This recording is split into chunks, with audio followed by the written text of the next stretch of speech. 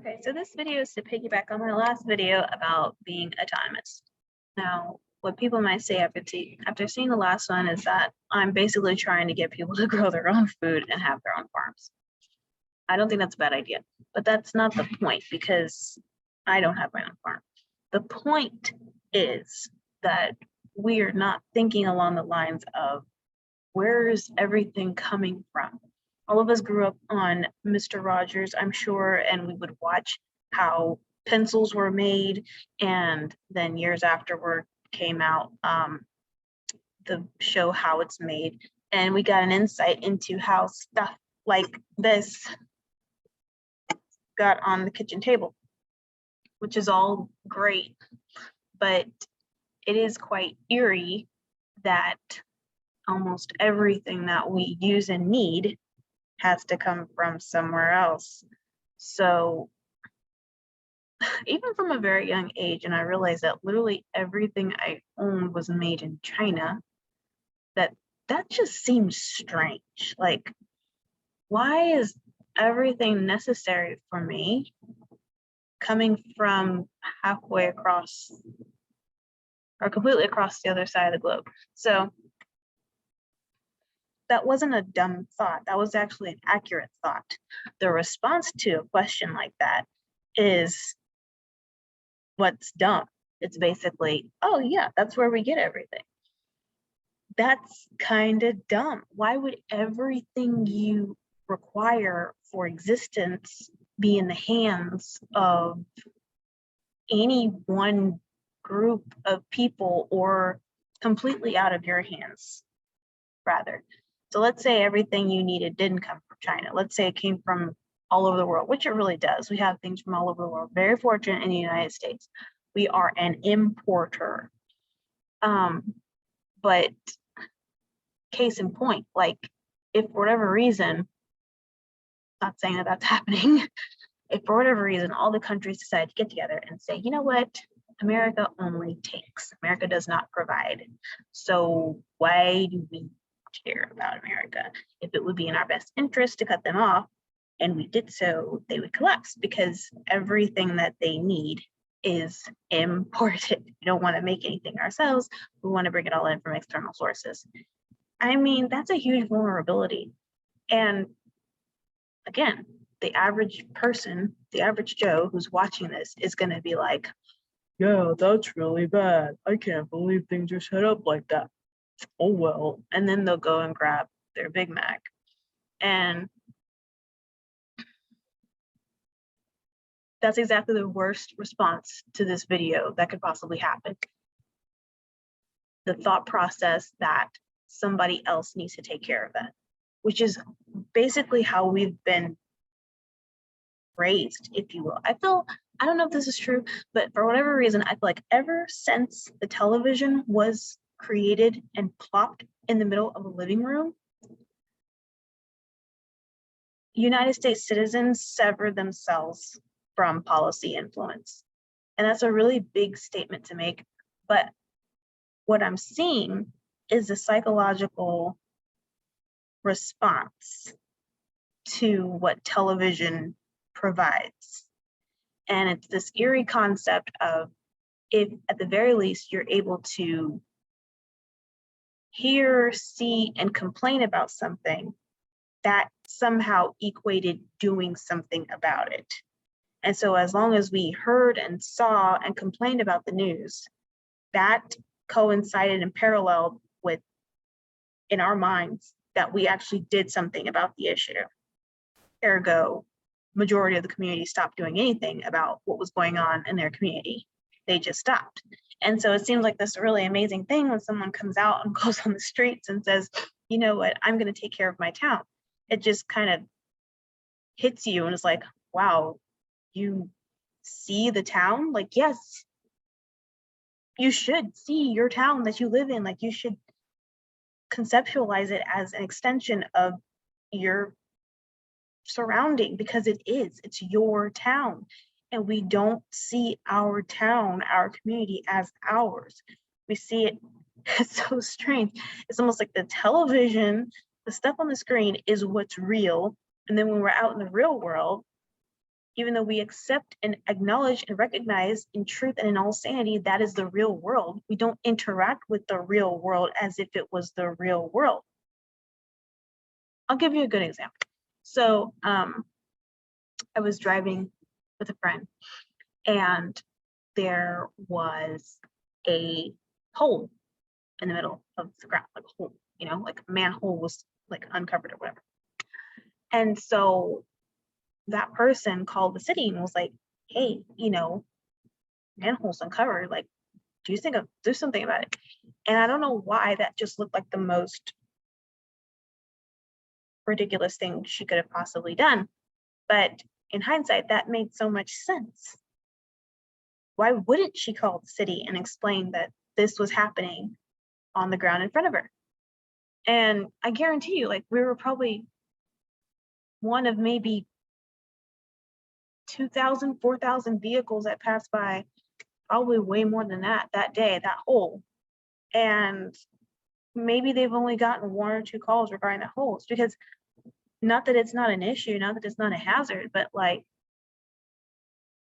nobody's addressing their town as if it is an extension of their immediate circle.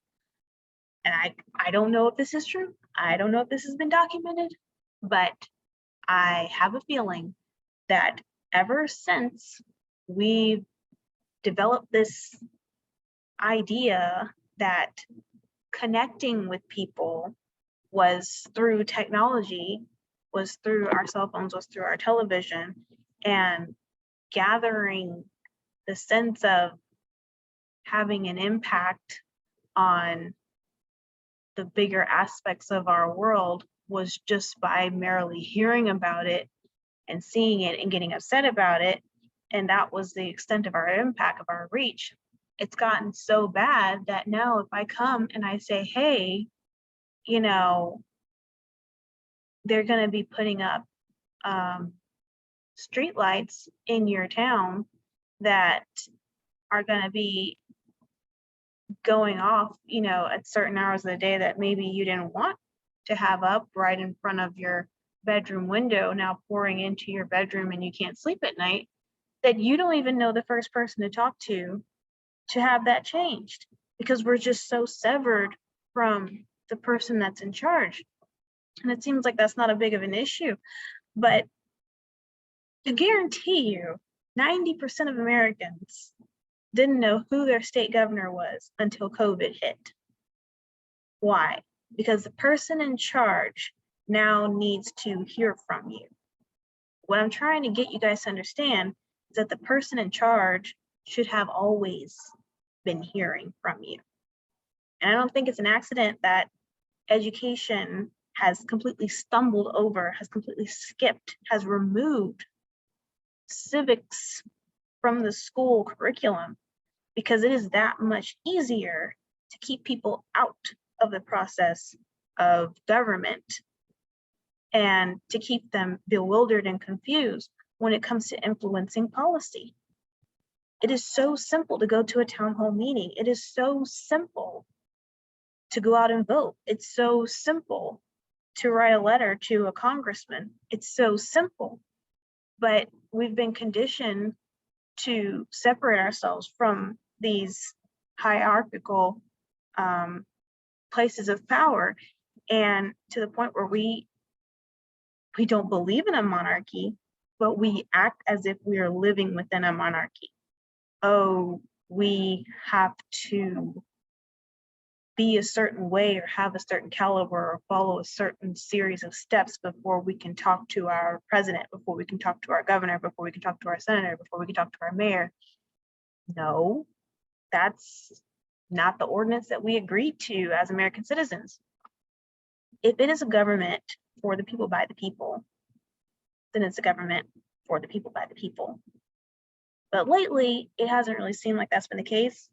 And the worst part about that is it hasn't really seemed as if most people have clued into that fact that they are completely up the creek without a paddle, because the government institutions have become so insulated, making it so difficult for you to weigh in and have an opinion, have a voice, and have influence on your own community, that now that people know their governor, now that people actually want to do something and say something and shift things, they're just like, yeah, whatever, we're not listening, because they haven't had to listen for the last 50 something years.